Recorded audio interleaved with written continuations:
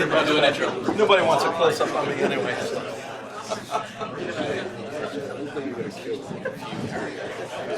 Well, good afternoon, everybody. Did everybody enjoy lunch? Yeah. Is everybody having a good time at BSidesAugusta today? Yeah. Awesome, good stuff. Glad to hear it.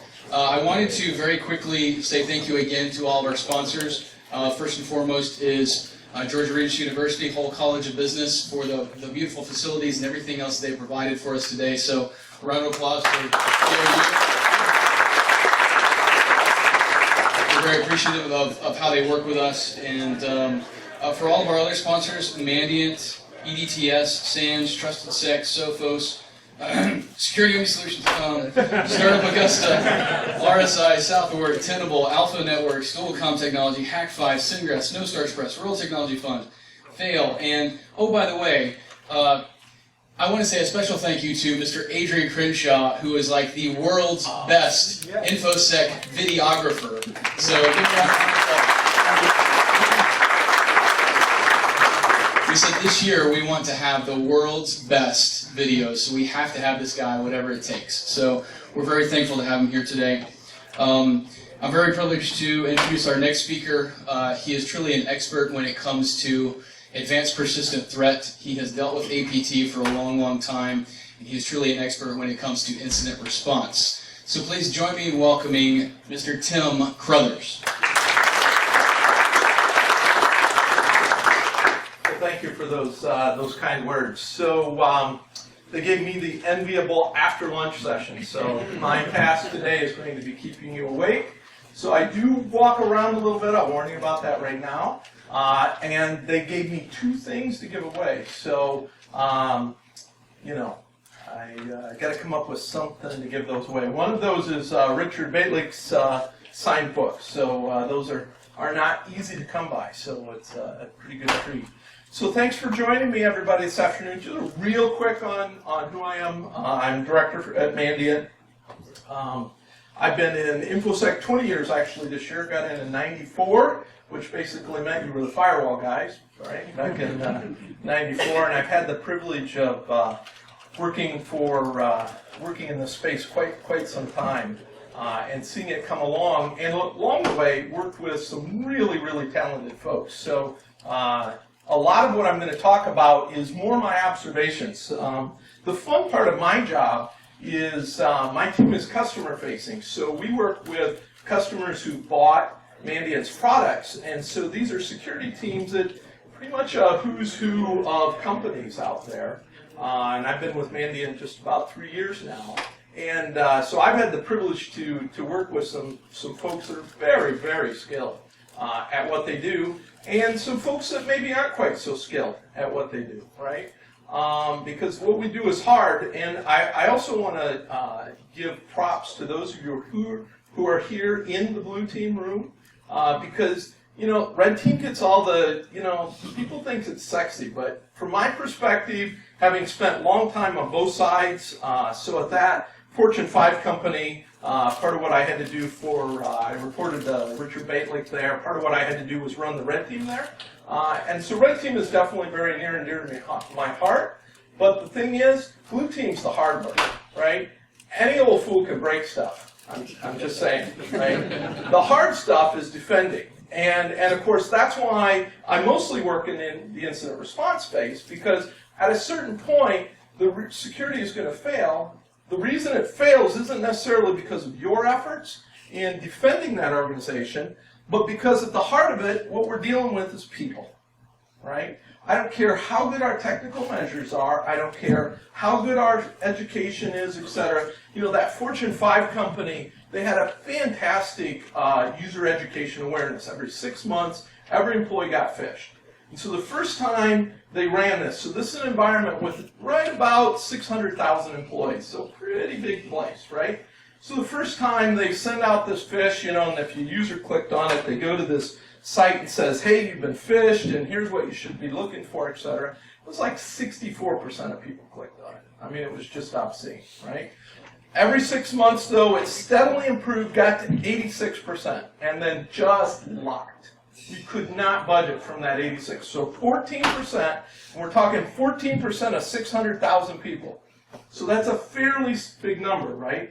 And so, of course, we dug into it. What the world is going on? Why in the world are so many people clicking on this? Well, about 7% of them were new employees who hadn't been through it. All right, that makes sense.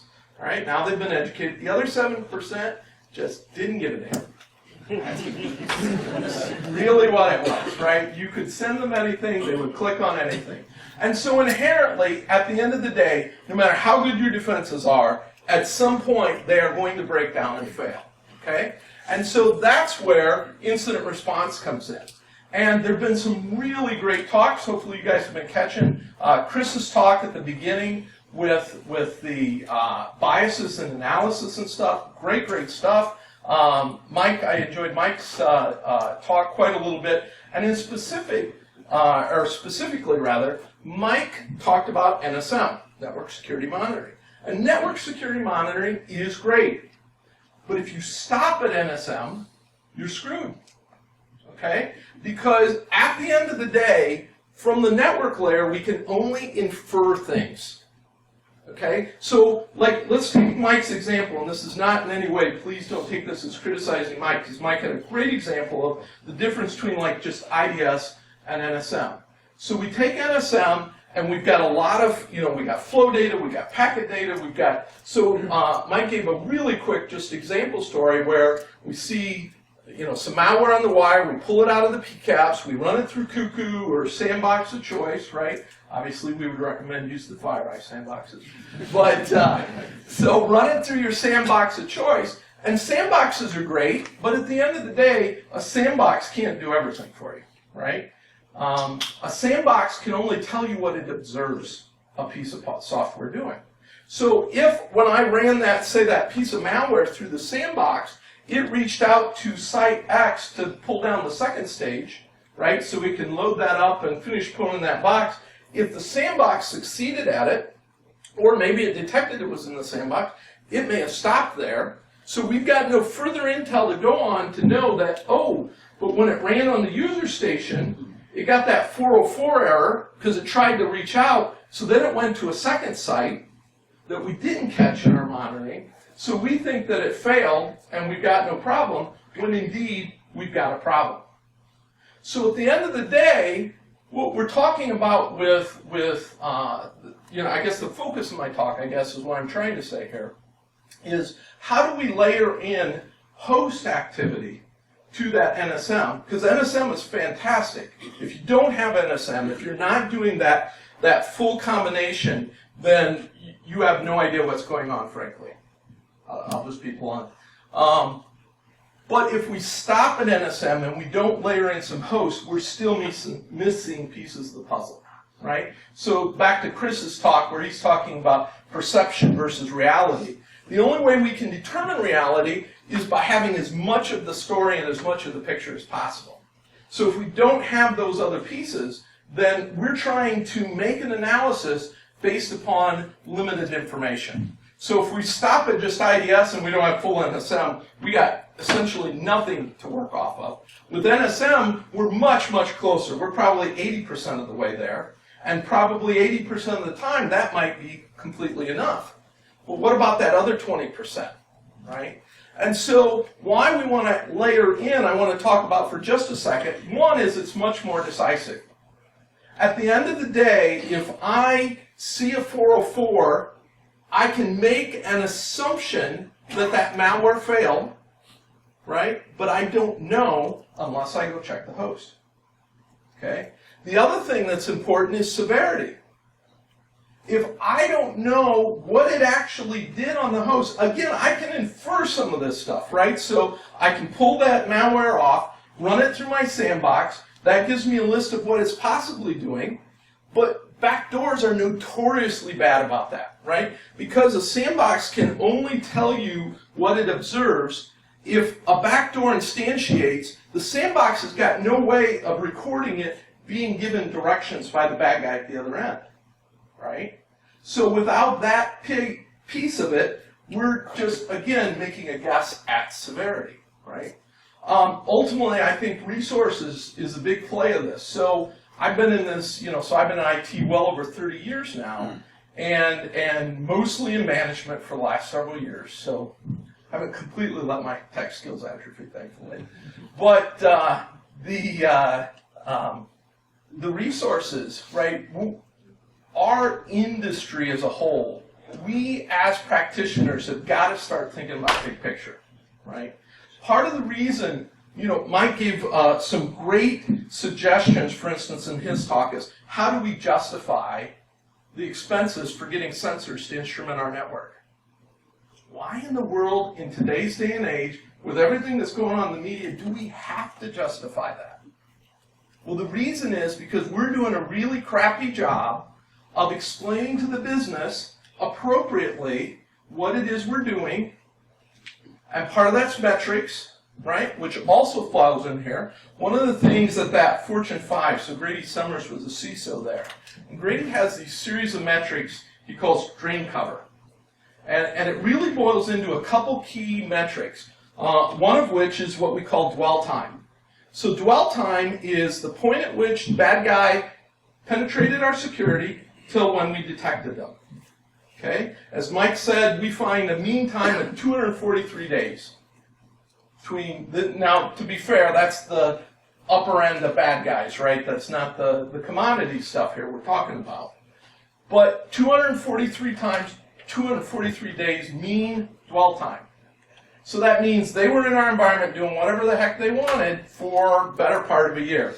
And I can tell you, I've been on hundreds of investigations where that number is 4 years or more. And we couldn't tell any farther back because the computers involved had all been recycled in that intervening period, right?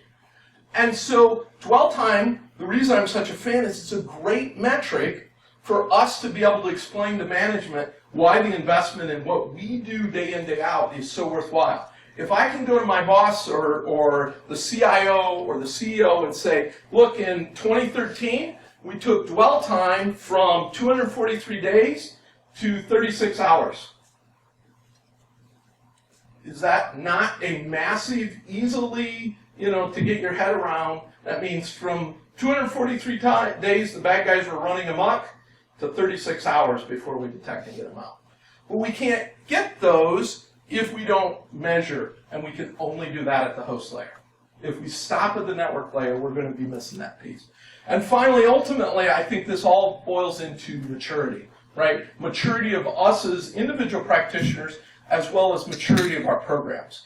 If we don't have the ability to quantify what it is that we're doing through metrics, through things like that, then ultimately I think we're just doomed to failure. We're doomed to be just considered a cost center that's a necessary evil, right? And let's be real, how many of us, that's where we're at. So that's why I'm such a big proponent of host forensic. So what I want to talk about, though, is how do we do that in a way that doesn't break the bank, okay? Because it doesn't need to be that hard. So when I was putting this talk together, I just popped out, pulled the latest snort rules, right? And I'm looking at, this is just a snippet of the snort rules, right? Because ultimately, it's whether we're using snort or a commercial product or whatever, it all boils down to we've got a bunch of rules that we're using to look for malicious activity, okay? So if I look at those, I realize, let me back up just one more thing I should make sure and clarify. What I'm talking about today is a very specialized version of sniper forensics. So if you're not familiar with what sniper forensics is, Google it, please, when you leave. If you're not doing sniper forensics, you're killing yourself for nothing, okay? What I'm talking about here today is we're dialing in sniper forensics to be more precise, okay? Specifically in the context of I'm running a SOC and I've got these event sources coming at me, which of course are going to be more than just snort signatures, to be sure. But I've got these sources coming at me, I'm running NSM, I'm evaluating them. How do I fold that host layer in? So if I really boil those signatures down, I realized they fall into one of two categories. Either it's something that's telling me that an exploit was attempted, or it's something telling me that I have an active compromise. all those detections that we use boil down to those two things. Somebody's attempting to pop me, or somebody has popped me. Well, if we step back and look at it at that higher level, broader context, then our job actually becomes easier, right? Because all I need to determine in the context of my SOC situation then, at that host is, did it work, if it's an exploit, or does it exist, if it's something that's an active compromise. So one of the, if you go read the materials around sniper forensics, so the idea with sniper forensics, for those of you who may not be aware, is we go out and cherry pick data instead of disk imaging, pulling full memory, which is great if you're in law enforcement, and I was in law enforcement for several years. You know, and if I've got to stand up and testify in a court of law, I absolutely want a full disk image and a full memory capture, right? Because somebody's going to be potentially sitting behind bars for a long time based upon the conclusions of my analysis. But, right, that's not what we're doing in a SOC. That's not what we're doing in a SOC. So with sniper forensics, we go out and cherry pick. And the key thing to being successful, I would argue with all forensics, but especially sniper forensics, is asking the right questions. And so within the context of us doing quick host investigations, we can boil that down to two questions. Did it work, if it's an exploit, or does it exist, if it's something that's active? Making sense so far still? I'm seeing a couple nods, okay? And if people have got questions, throw out questions. I have my questions. I love questions. Because otherwise I'll have to start picking on people. So you don't want that. So then let's start at the host layer. What do we got to work with? And specifically, I'm really interested in what can I work with that I can get quickly. Okay? Because again, ideally, what I'm doing is some people have dubbed enterprise security monitoring. Right? I'm taking that NSM model and I'm just adding a host layer to it, right? Where I'm now looking at that host and going, okay, did that exploit work? Does that piece of bad that I'm saying is active in my environment really exist there? Okay? So we've got URL history. That's an easy one, right? Pulls really quick from hosts, and that'll tell us, oh, yep, they went to that download, because no matter how good we monitor, how good we instrument our networks, there's always gaps, right? That large environment, one of the things we did was one of the devs on our team, he wrote this cool thing that ran, every host once a month would have to do this check-in process, and called health check. And so we were able to insert into that. So all the endpoints, it wasn't all, of course, but a substantial portion of the endpoints ran this little tool that just reached out to the internet, and then shot that back to a central DB so we could figure out how are all of our internal hosts getting out to the internet. So of course we could go out, send Mike out to instrument them, right, which is pretty important. But of course there were thousands of ways, right? People are bypassing our proxies, they're doing all sorts of things to get in and out around our, I'm sure you guys are familiar with the problems of our soft perimeters, right? So URL history at the host layer is going to likely be more definitive to us than at the network layer in a lot of cases. All right? Services. What services are running on the host? Trivial to pull that. Running processes. Persistence items, right? What are the things that are persistent on the host? Prefetch is a gold mine and really quickly pulled, although sadly largely going away. Now with SSD drives coming in. Network connections, events, registry keys, and files. All of those things can be snagged from hosts very, very quickly and can tell us, answer those two questions almost always, almost definitively, and generally in 5 minutes or less. Okay? So then, we need a way to go about doing that. So how do we go about getting at that data on the host? Well, of course, there are commercial products to do that, but I'm not a sales guy. I'm an engineer. So it really boils down to one of two things, or ideally a combination of the two. We can either pre-record the activity on the host, so capture it in some way as it's happening on the host, so that we can just go look at it, or we can go and gather it after the fact, right? Classic forensics types of approach. The ideal is a combination of the two. And the cool thing is there's a couple really, really strong tools, not open source, but both free, that will do this very, very effectively for us. So let's start with recording. So I've got a couple VMs here. So this is, just before I dig in, so if you haven't been keeping up with sysinternals, shame on you. Sysmon, Rusinovich has been just really doing some cool stuff with the sysinternals things. Sysmon now has the ability to run as a service on our host, very, very small footprint in our endpoint.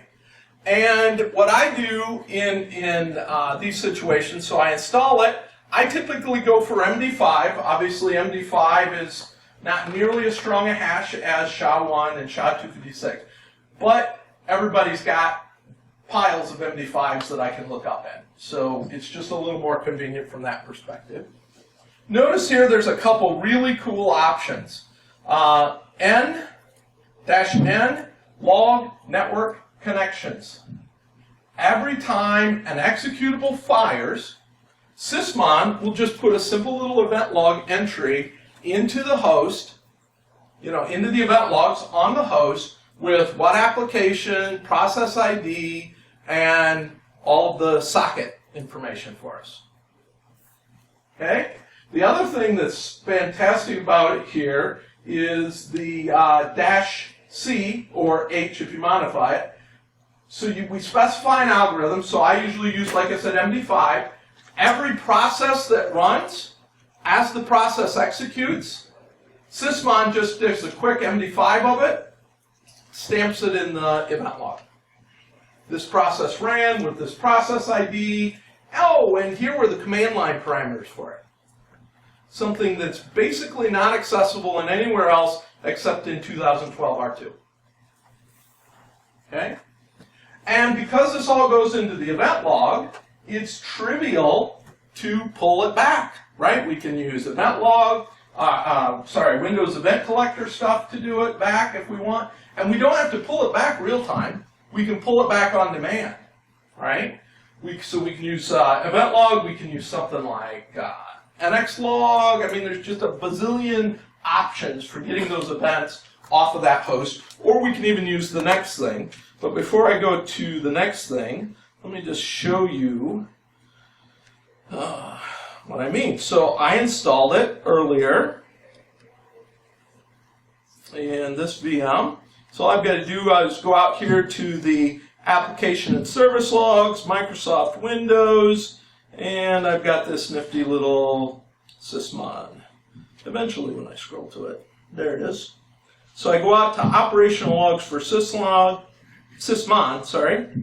and of course, event logging, we can do all of the filtering, etc. Notice the kind of rich detail we get about this, right? So here's a process create, here's the UTC time, here's the GUID for the process, logged on user, all of the rich detail that we need in order to determine what in the heck happened on that host.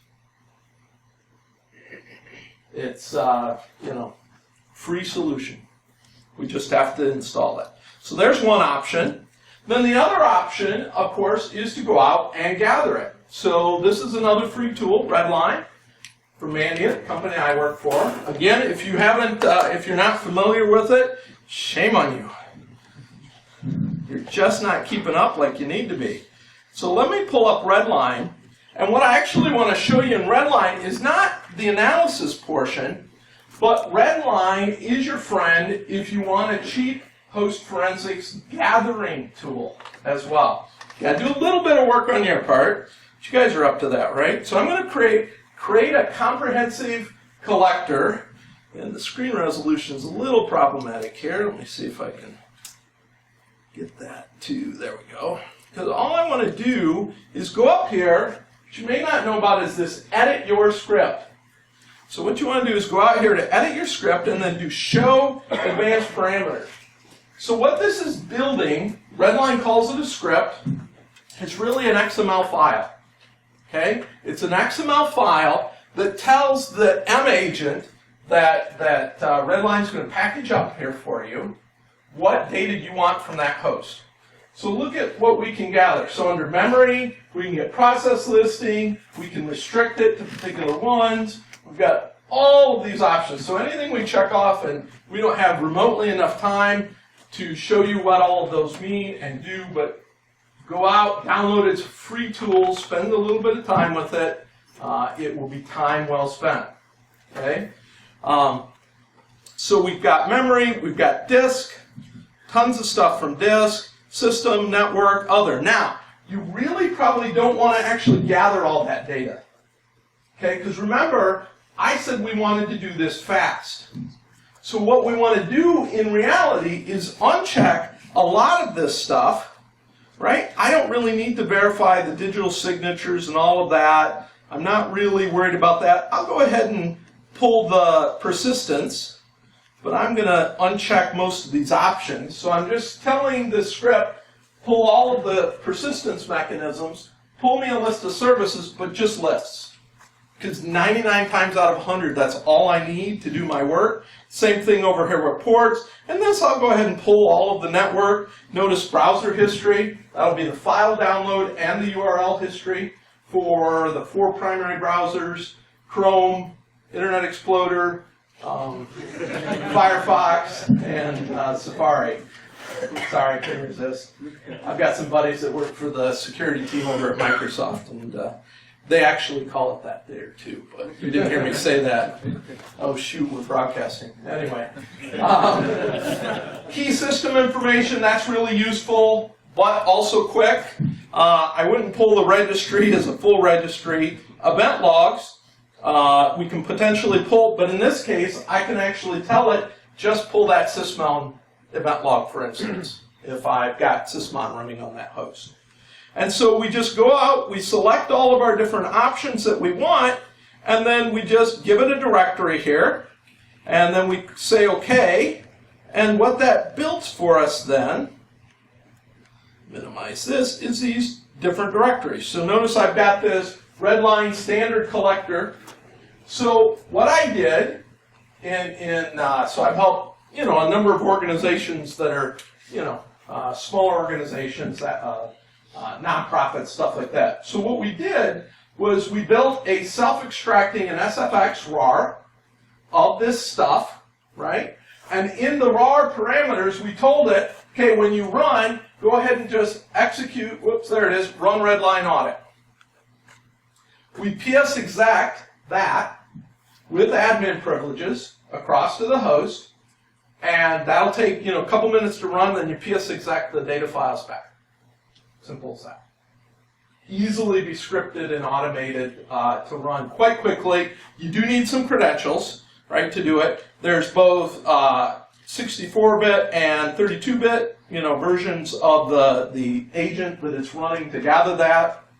Works like a champ. And then what we end up with is something like, let me pull one of these open here.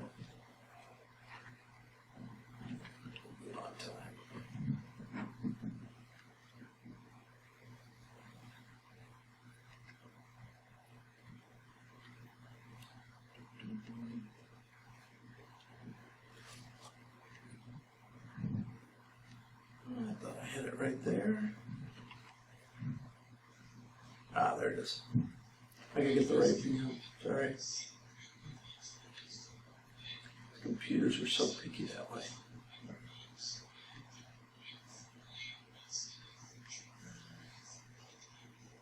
So where does it go?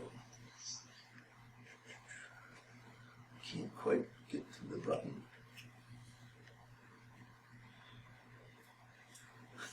It's right there below. You can probably adjust your resolution up. Yeah, that's a good idea. Hide the taskbar. Check your auto exec back phone. I should. That might help, wouldn't it? Let's see if we can do a little higher resolution.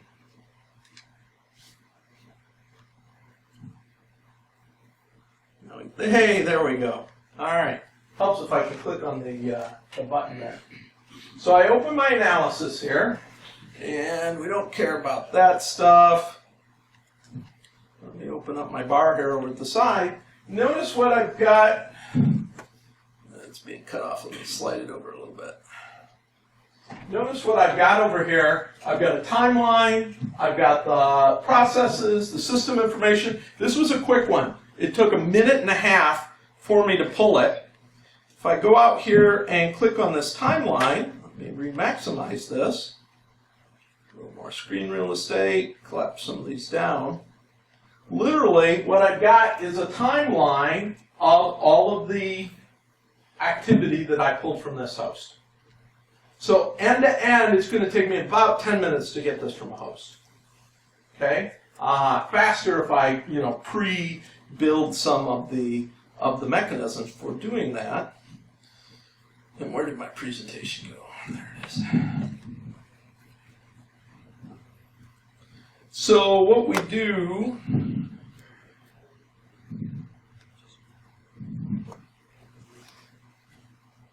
There we go.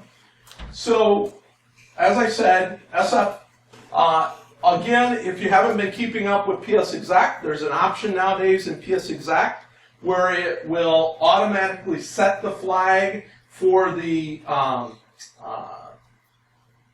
administrator query.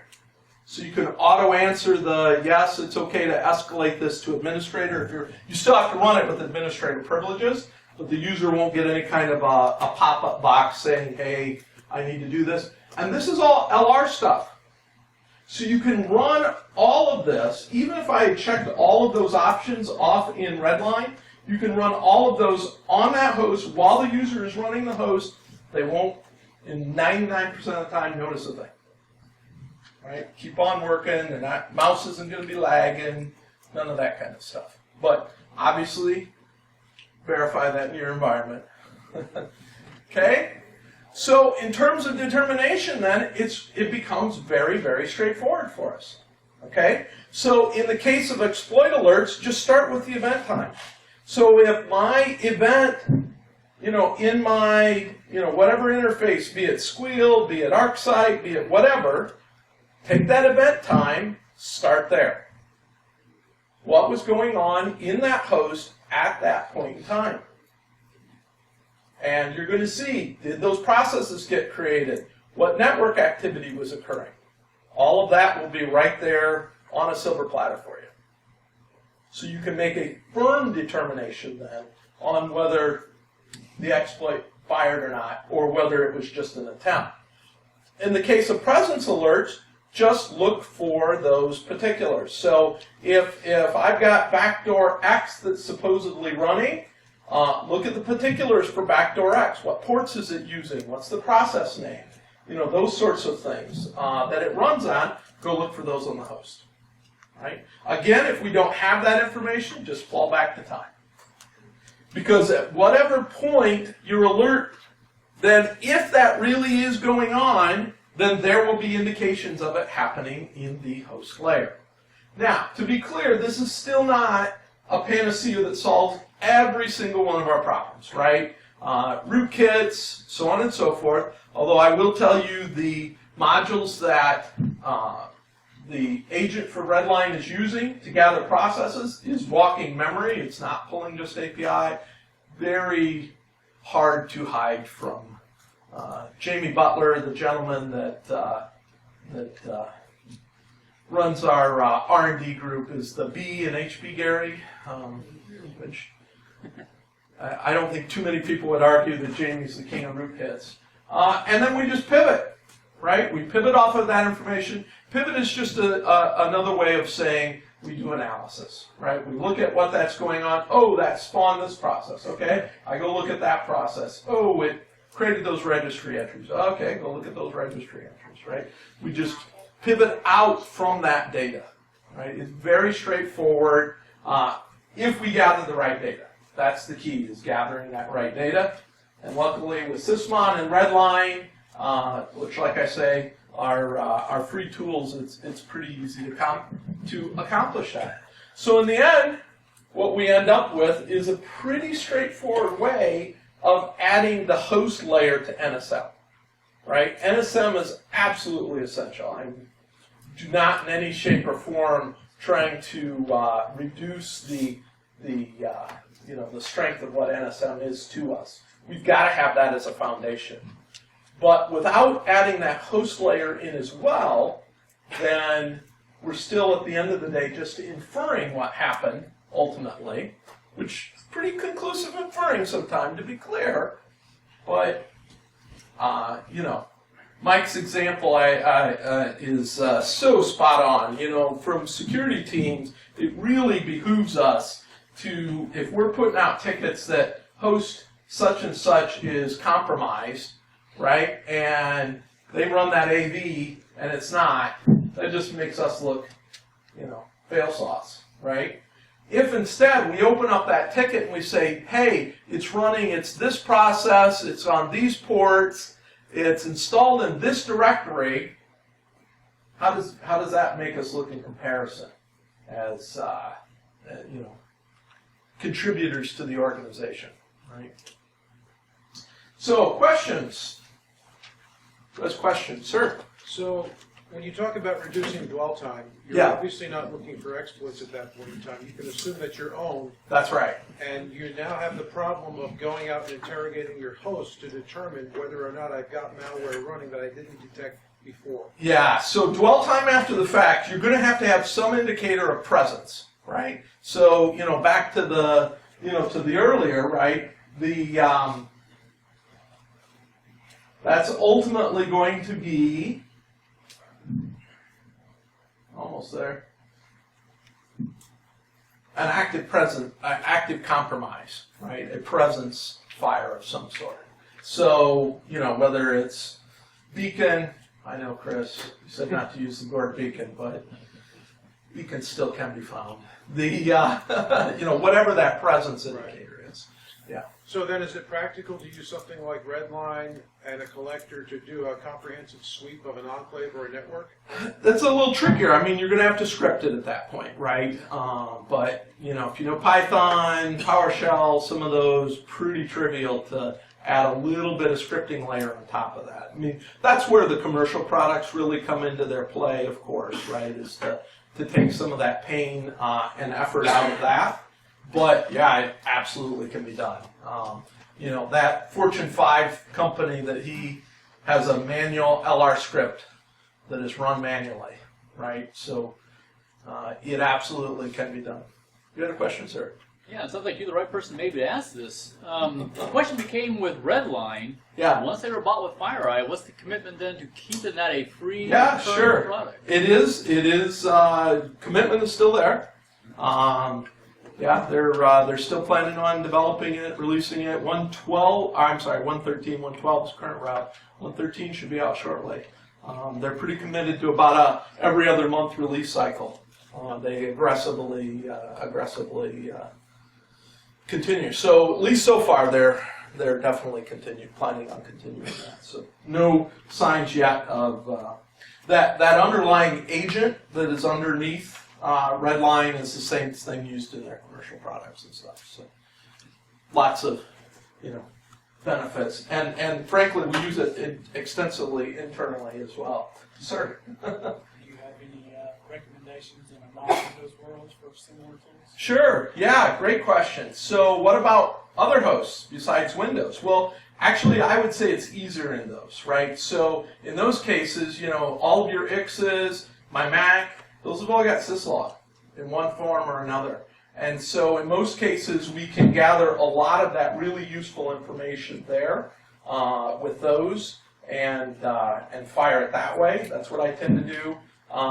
Beyond that, there's not really a Redline equivalent, unfortunately, for Macs and X's yet.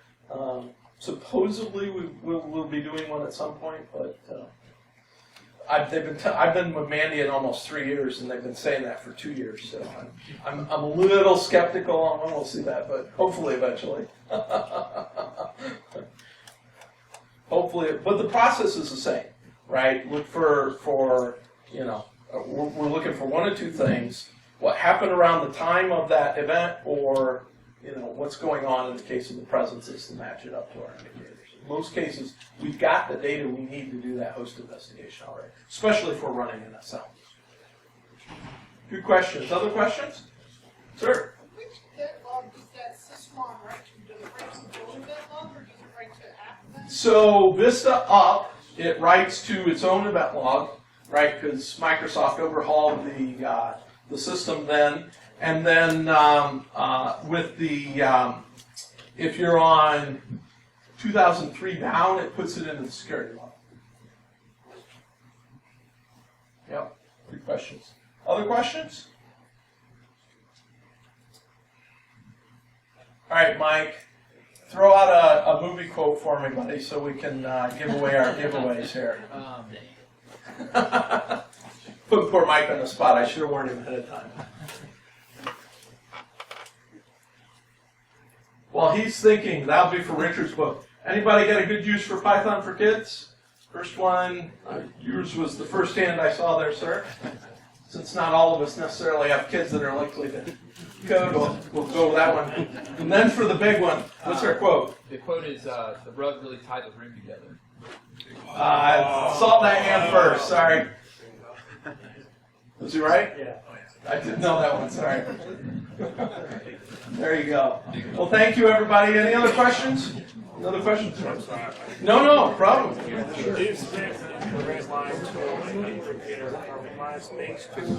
It can use IOCs, yeah, so Redline does have the ability to process IOCs as well, but you can do it with or without IOCs. But you have another tool that's semi-free that does. Yes, yeah. There's a separate tool that will also search a host for IOCs, yeah. So, that would be potentially another approach. If you're using the OpenIOC format to generate, indicators around that, then you could go look just, and potentially even automate it. It's theoretically possible that we have companies out there doing that, but I can't name names. So did I see another question over here? All right, thank you for your attention and staying awake after lunch, and another session here in about 15 minutes.